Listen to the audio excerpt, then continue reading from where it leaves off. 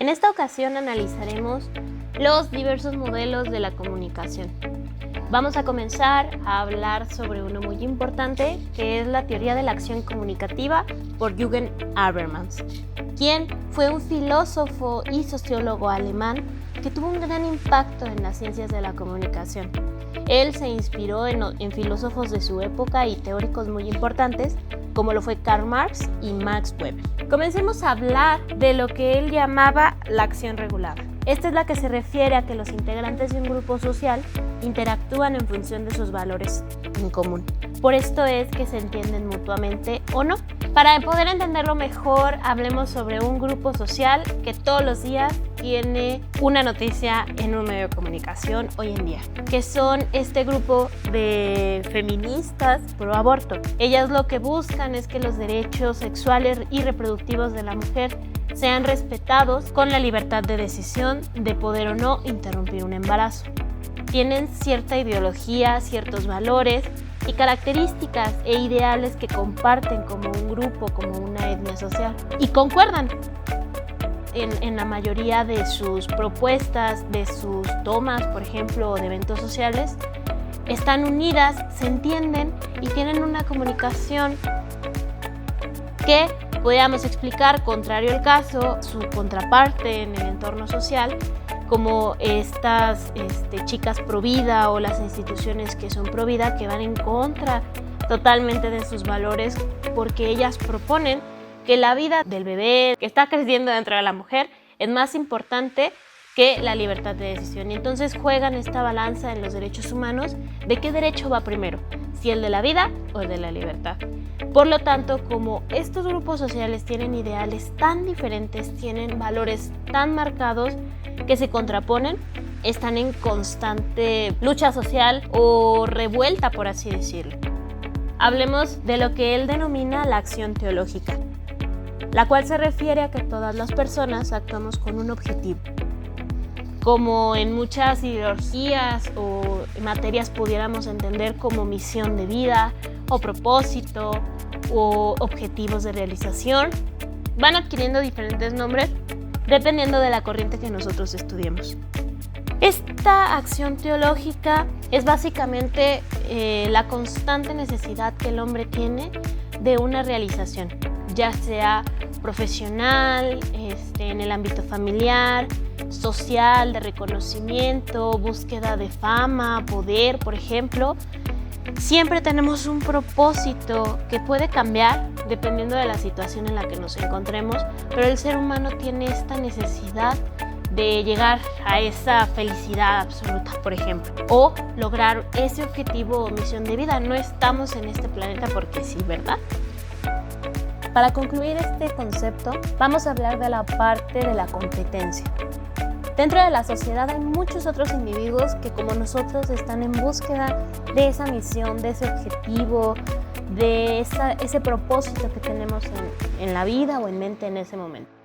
Nos encontramos que otros tienen el mismo puesto que nosotros, peleamos por el amor de una persona o buscamos el mismo fin que los demás, y entonces a estos otros individuos que buscan lo mismo que nosotros, Habermas los propone, o en este concepto los llama como obstáculos.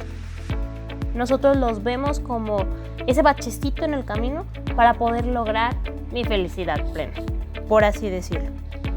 Bueno, continuemos con lo que denomina Habermas como la acción dramatúrgica. Por su parte, en este concepto nos ve a todos los individuos como aquellos protagonistas del mundo material, que más adelante lo vamos a conocer como el mundo de la vida. Pero dentro de la acción dramatúrgica nos habla de cómo nosotros y nuestras acciones del día a día van a contribuir a una colectividad, a la sociedad, y cada una de nuestras acciones nos va a convertir en actores de este mundo material. Para concluir en esta parte, podemos decir que la acción comunicativa nace de estos tres elementos. La acción comunicativa, teóricamente hablando, es la interacción de a lo menos dos sujetos capaces de lenguaje y de acción que entablan una relación interpersonal, en el marco de una interacción social mediada por símbolos. Explicado un poco más sencillamente, es cuando dos personas dentro de un mismo grupo social que comparten un lenguaje en común entablan cierta acción comunicativa y logran entenderse porque tienen las mismas condiciones en su entorno y se encuentran e interactúan en un lugar específico donde se ejerce esa acción comunicativa. A ese lugar donde se realiza esta acción comunicativa se le llama el mundo de la vida, por Habermas, dentro de esta teoría. Dentro del mundo de la vida se influye directamente en la acción comunicativa, ya que ésta se encuentra inmersa directamente en él y en constante contacto con tres regiones que lo conforman. La primera de ellas es la región que vamos a denominar objetiva, donde vamos a encontrar aquellos saberes tangibles, científicos, lógicos, empíricos. Esto nos quiere decir que son todas aquellas entidades posibles y verdaderas. Coloquialmente nosotros lo conocemos como la cultura. Dentro de la cultura podemos apreciar diferentes elementos, como la gastronomía, las tradiciones, las costumbres, las festividades, los elementos patrióticos de cierto país, de cierta comunidad. Y todos estos son símbolos que identifican a los individuos dentro de una misma sociedad. La cultura es muy importante para la personalidad, al final de cuentas, de un ser humano. Continuando, prosigue la región subjetiva. Aquí vamos a encontrar el lenguaje y cómo lo entendemos, la simbología aceptada con cierta universalidad de significados, y aquí es donde vamos a hablar de la personalidad de cada individuo. El lenguaje es diferente dependiendo del lugar en donde nos encontremos, porque al ser territorios alejados, cada uno va teniendo cambios dentro del mismo y de la simbología. Hablemos de la región intersubjetiva. En ella se encuentran a las sociedades y sus saberes, sus conocimientos. También podemos ver los procesos argumentativos, los cuales nos pueden ayudar a llegar a un consenso con los demás hablantes. A este consenso se le llama consenso simbólico y se logra cuando ambos hablantes se encuentran en contextos similares. Esto quiere decir una región subjetiva muy parecida. Para concluir y para cerrar esta parte, Habermas nos dice que la comunicación se gesta o nace a partir de la información de cada individuo y de cómo ha interactuado con las diferentes regiones que ya hemos mencionado. ¿Por qué? Porque la cultura nos va enseñando ciertos aspectos del lenguaje, la simbología que tiene y los diferentes significados que van adquiriendo. Las costumbres y las tradiciones son las que van rigiendo a las sociedades. La personalidad se va conformando a través de la experiencia de vida que tiene el sujeto, dentro de esta misma cultura que le va a dar diversas enseñanzas, y por eso es que, por ejemplo, cada país tiene diferentes formas de ser. Dentro de las sociedades las integran como parte de un contexto común para poder comunicarse con otros individuos que son parte de este mundo de vida. Esto quiere decir que la comunicación pues no es simplemente hablar o escribir, tiene que ver mucho con la personalidad del individuo y cómo esta personalidad se conformó a base de cierto tipo de lenguaje, de cierto tipo de cultura, de ciertas vivencias adquiridas a lo largo de su vida. Hasta aquí llega la teoría de la acción comunicativa de Jürgen Habermas. Vamos a hablar ahora de la teoría de los sistemas sociales de Niklas Luhmann, quien fue un sociólogo de origen alemán que dejó un legado muy importante para todos los que estudiamos comunicación o sociología. Él entabla un concepto muy interesante, que es el sistema social. Si nosotros analizáramos este concepto en otras materias o desde otras perspectivas, daríamos por entendido que cada individuo que integra una comunidad o una sociedad es la unidad más básica de su conjunto. Para Luhmann no es de esta manera. Él propone que la verdadera unidad básica de las sociedades es la comunicación, ya que esta solo existía en la sociedad. Un individuo por sí solo es incapaz de comunicar, por ende solo la sociedad comunica. Si no hubiera una comunidad, una persona o nosotros mismos no pudiéramos entablar un correcto proceso de comunicación, enviar un mensaje, puesto que no hay alguien más que lo reciba. Continuemos hablando ahora sobre lo que es un sistema orgánico. Básicamente son las personas, refiriéndose a los cuerpos que ocupan un espacio y tiempo en un lugar determinado. Son la referencia tangible del individuo. El otro concepto es el sistema psíquico. Este se refiere a la personalidad, a la psique del individuo, a la mente, al conocimiento. Esta personalidad se va desarrollando por diversos factores, por las vivencias, las experiencias, los valores, la vida misma, que el sistema orgánico poco a poco va encaminándose en su vida. ¿Sí? Según Luhmann, se debe entender que los sistemas sociales están constituidos por la comunicación que los integra. El sistema social reproduce la comunicación tal y como los sistemas vivos reproducen la vida. Esto más sencillamente desarrollado lo podemos entender como que la sociedad, con su constante cambio, con sus constantes movimientos, eventos y experiencias, van reproduciéndose como las células en el cuerpo. Y los sistemas psíquicos reproducen la conciencia. Esto quiere decir que todo en nuestro entorno comunica algo. Por ejemplo, en conceptos más aterrizados, en la imagen de alguna figura pública, podemos hablar que todo de esa persona comunica un mensaje, desde cómo se viste, cómo habla, su aroma, si da un buen apretón de manos, o en este caso con esta pandemia, si saluda o no saluda, si abraza o no. Todos estos detalles que involucran a esta figura o a esta persona son importantes, porque todo lo que hacemos comunica cierto mensaje. Luhmann ve la teoría de los sistemas desde una perspectiva holística, donde a la sociedad lo ve como un todo, algo que no puede ser separado o fraccionado en parte. Si bien existen, por ejemplo, etnias o grupos sociales, al final de cuentas no podemos extraerlos de la sociedad porque todo se descontrola, todo se descompone. Cada una de estas partes que conforman una comunidad es importante. Un ejemplo pudiera ser, por ejemplo, un coche. Nosotros sabemos que el coche tiene llantas, que tiene asientos y muchas piezas dentro de lo que es el motor. Pero si a nosotros ese mismo coche nos lo hubieran dado desarmado, no hubiéramos podido conducirlo. Y si no somos ingenieros, pues mucho menos poder armarlo de manera correcta.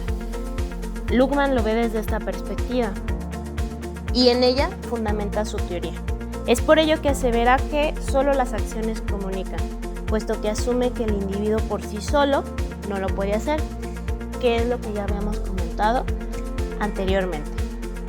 También es importante entender que los individuos forzosamente deben tener un interlocutor, además de que este interlocutor y el que comunica deben compartir un lenguaje y una simbología en común para poder entenderse, para poder comprender lo que uno le comenta al otro.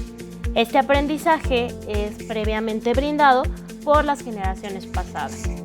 En conclusión, la sociedad pudiéramos decir que es como un reloj, que tiene varios engranajes, cada uno con características, con funciones específicas que a su manera imperfecta funcionan de la mejor manera. Así es la sociedad, en un constante cambio, con diferentes grupos, con diferentes etnias, y todas y cada una de ellas conforman un todo, y este todo logra comunicar. Ahora bien, hablemos de los modelos clásicos de la comunicación. El proceso de comunicar, de mandar un mensaje, es algo tan propio del ser humano que lo hemos aprendido, pero no nos damos cuenta de todos aquellos factores que están involucrados para nosotros poder comunicar ciertos aspectos o ciertos mensajes. Existen diversos modelos considerados lineales dentro de las diferentes teorías. Se les denomina así porque la transición entre cada elemento es en línea recta. Vamos a hablar de los teóricos Lau El-Bouchano y Warren Weber, quienes fueron dos matemáticos que generaron un modelo comunicativo que explica paso a paso cuáles son estos elementos que se involucran en la comunicación. Vamos a resaltar que este modelo no va a tomar en cuenta la calidad del mensaje. Ellos veían a la información como algo cuantificable antes que algo cualificable. Por ende, desde su perspectiva, el tiempo que se invertía en transmitir un mensaje era proporcional a la cantidad de información transmitida. Esto quiere decir que entre más tiempo dure nuestro mensaje, mayor cantidad de información vamos a transmitir a quien lo escuche. El tiempo cambiaba también en función de la comprensión del mensaje por el receptor, y esa variación de tiempo antes de la reacción del individuo va a depender de diversos factores. Primeramente, la diferenciación de los estímulos. Si el receptor recibe estímulos distintos, el tiempo de respuesta será menor. La compatibilidad entre el estímulo y la respuesta. Si dos personas hablan el mismo idioma, el tiempo de respuesta será menor a que si yo hablo español y la otra persona inglés, y entonces nos cuesta trabajo poder entendernos. El entrenamiento. Cuando recibimos mensajes de instrucción, cada mensaje se va cumpliendo más rápidamente porque aprendemos a hacerlo con la práctica. Después tenemos lo que ellos llaman el mensaje fáctico, que se refiere a los mensajes que preguntan algo muy específico, de los cuales se obtienen preguntas muy rápidas. Si yo te digo ¿cuántos años tienes?, me vas a contestar tu edad. El lenguaje metalingüístico es aquel que explica algo. Normalmente estas respuestas son más lentas porque tienen una complejidad. Tienes que armar un mensaje y tardas más en poder elaborarlo. Y el mensaje poético, que se refiere a un mensaje que utiliza simbolismo. Este no es directo, utiliza los eufemismos y la simbología. Y entonces las respuestas son más lentas. Cuando utilizamos metáforas, cuando utilizamos anécdotas, pues tardamos más en que este mensaje lo pueda procesar la otra persona. Ahora vamos a revisar aquellos elementos que componen, que son la base del modelo de Shannon y Weber.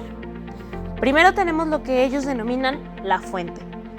La fuente es aquella persona que va a emitir el mensaje mediante signos o palabra. Puede ser una persona que esté hablando, por ejemplo.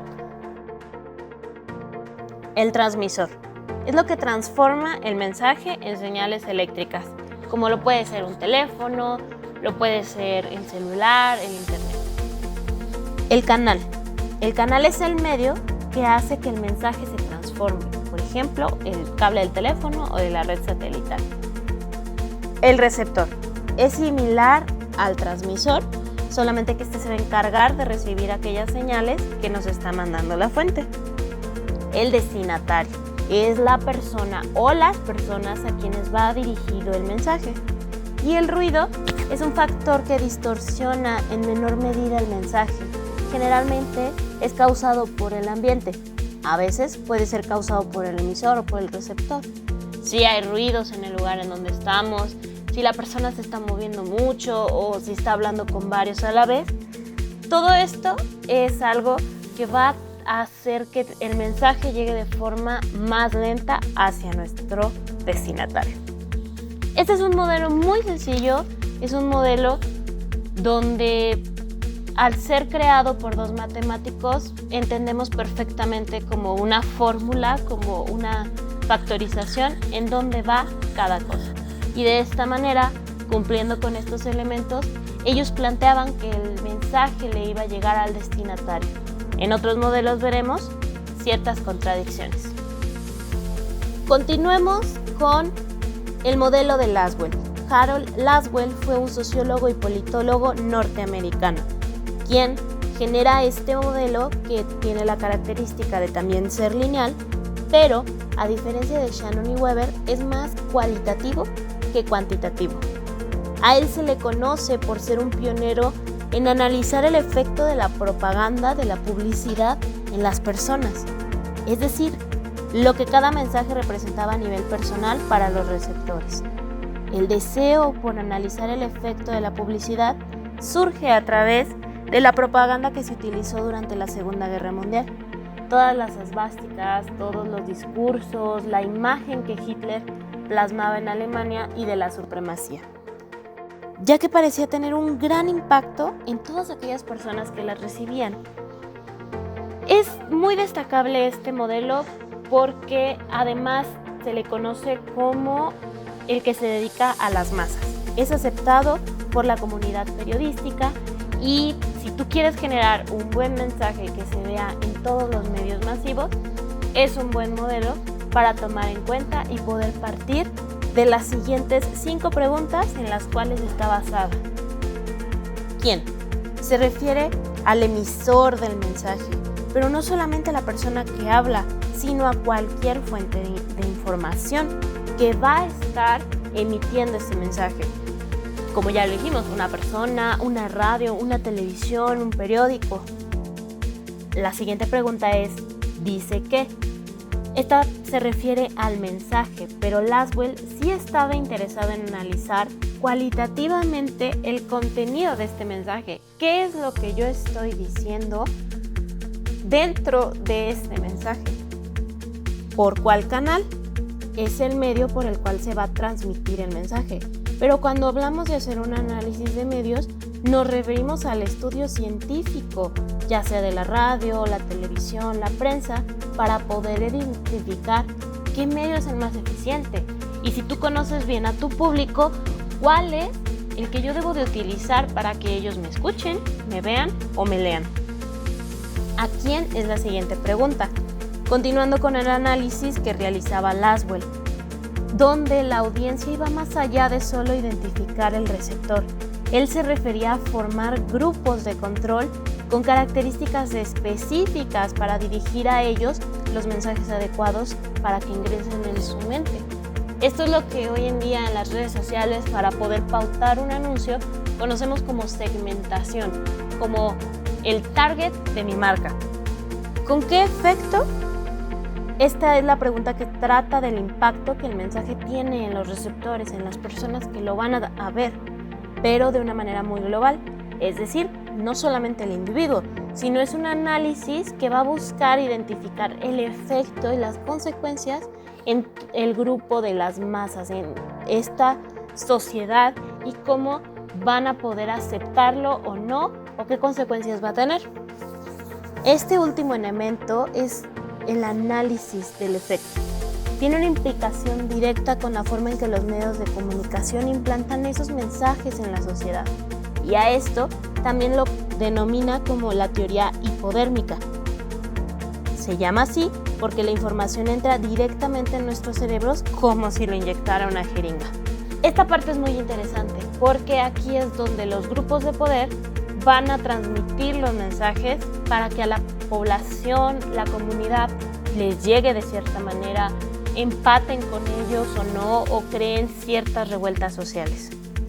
Lasswell fue uno de los pioneros de la corriente funcional de la comunicación en masas, donde además nos va a establecer 3 funciones esenciales en los medios. La primera es la vigilancia del entorno social. En ella se va a referir a que los medios pueden revelar amenazas a la estabilidad del sistema social, como por ejemplo cuando un medio habla de corrupción, de abuso, de discriminación, de poder, tienen una influencia muy grande en cómo la sociedad va a actuar.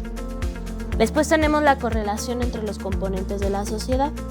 Esta va a actuar como un medio de cohesión, de poner en contacto a la función pública con la comunidad. Cuando, por ejemplo, un ciudadano realiza una denuncia pública, es una forma de comunicar esta situación a un nivel más global. Después tenemos la transmisión del legado social a las generaciones posteriores. Se cumple cuando los medios difunden información que si no estuviera en constante movimiento, en constante repetición, se perdería con todo el paso del tiempo. Por ejemplo, los reportajes, los documentales, que nos van a hablar de ciertas costumbres o tradiciones, o cuando encontramos alguna entrevista que se hace de las lenguas indígenas y cómo se están perdiendo, etc. Este es un modelo muy sencillo, muy parecido a lo que vimos de Shannon y Weber. Es fácil de entender, fácil de digerir. Si tú quieres tener un buen mensaje, ok, vamos a responder estas preguntas y tu mensaje debe de quedar completo. Pero la gran diferencia que va a tener con Shannon y Weber es que este se va a dedicar a lo que natamente tiene el mensaje, a la sustancia del mensaje y no tanto a cuánto tiempo va a durar. más bien qué tan enriquecido es para que puedas transmitir y empatar o polarizar con la sociedad. Toca el turno al modelo de Lazarsfeld y Merton. Los medios de comunicación han sido, desde que llegaron a nuestra comunidad, un referente para la vida cotidiana del ser humano.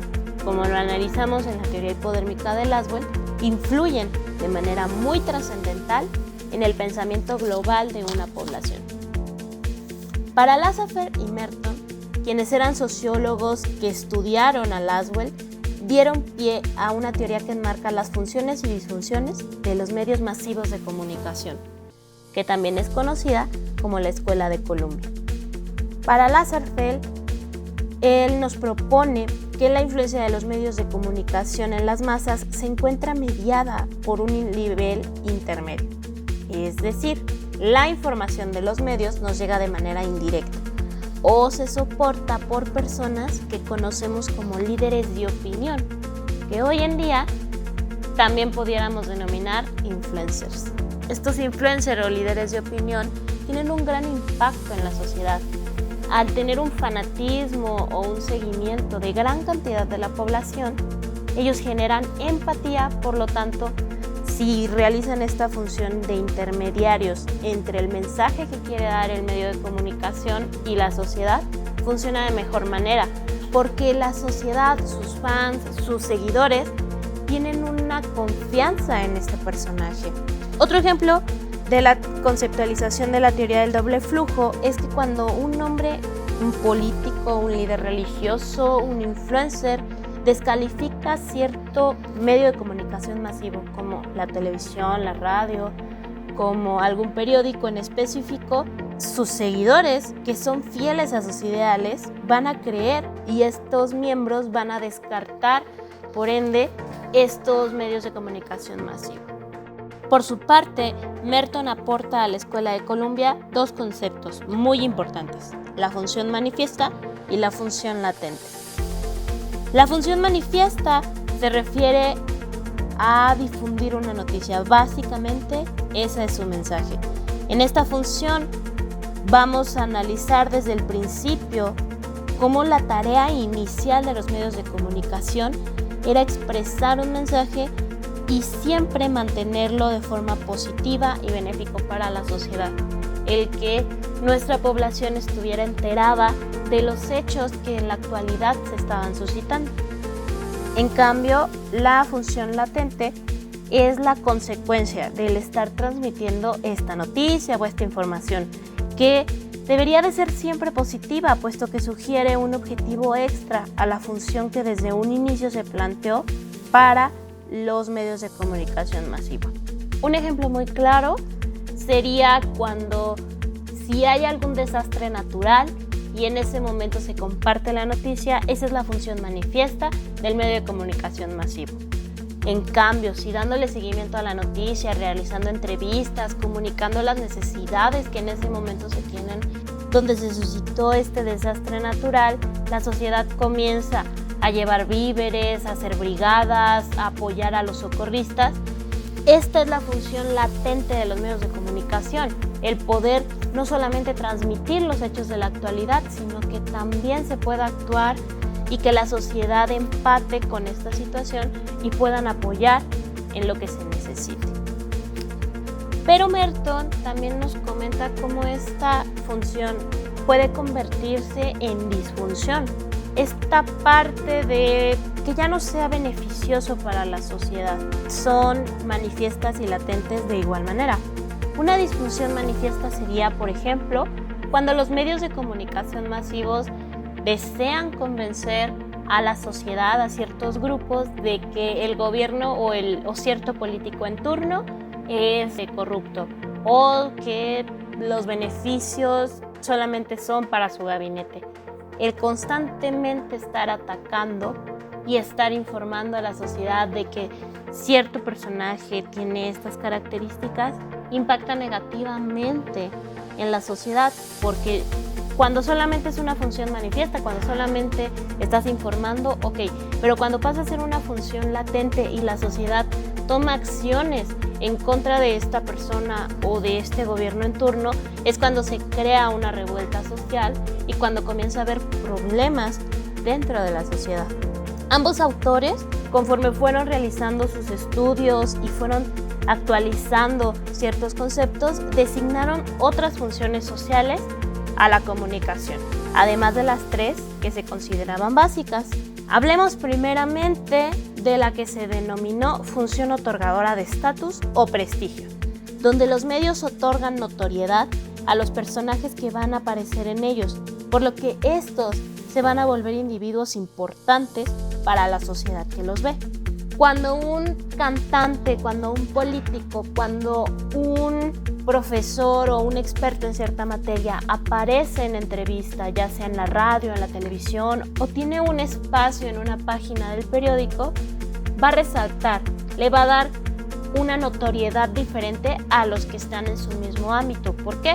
Porque un medio de comunicación masivo ya lo está respaldando al momento en que le hace una entrevista. Le da seriedad, le da fama, le da prestigio. Luego tenemos la función de refuerzo de las normas sociales. Esta se refiere a la contribución de los medios para reforzar las normas de conducta. Y lo podemos apreciar con esto que acaba de suceder en el mundo. La pandemia nos trajo nuevas formas de comportamiento. ¿Qué fue lo que sucedió cuando llegó el COVID a nuestro país y a todos los demás? Que comenzaron a difundir información: lávate las manos, usa cubrebocas, usa gel antibacterial, y constantemente lo publicaban en diferentes formatos para que la sociedad actuara y se acostumbrara a las nuevas normas de conducta, a la nueva normalidad. Después tenemos la función informadora, que fue una de las que originalmente inició con los medios de comunicación, puesto que es la que se dedica a mantener a la sociedad al tanto de los hechos trascendentales de la comunidad, que quizás sin ellos pudiéramos no conocer. Nosotros nos enteramos de los hechos relevantes por medio de las noticias, por medio de las redes sociales, de la radio o de la televisión, como un desastre natural que está sucediendo en otro país. En fin, todos los hechos que van suscitándose al día en la sociedad son dados por los medios de comunicación masivo para mantenernos en constante información. La función interpretadora. Los medios no únicamente proveen información, sino que también nos ayudan a poder interpretarla. ¿De qué manera?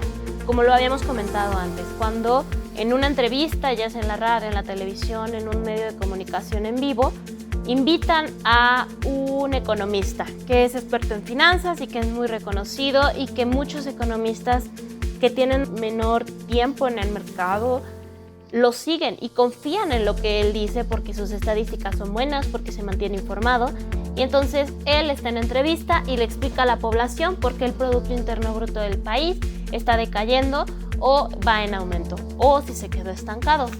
Y él, como es el experto, como es el líder de opinión, debería poder darlo desmenuzado para que cualquier persona que lo vea en ese medio de comunicación pueda entender qué es el Producto Interno Bruto de un país.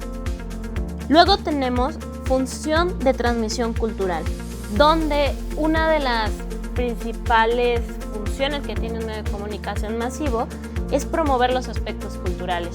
Ya lo hablábamos con el modelo de Laswell, que ayudan a que no se pierdan ciertas costumbres o tradiciones debido a que se realizan reportajes, entrevistas, como lo puede ser la noche del Día de Muertos, el 4 de julio en Estados Unidos, y el constantemente estar dando esta información, aparte de que a la sociedad le gusta ver este tipo de contenido, ayuda a mantener las tradiciones, costumbres y los valores de una sociedad. La función de entretenimiento, que básicamente es la que más divierte al público.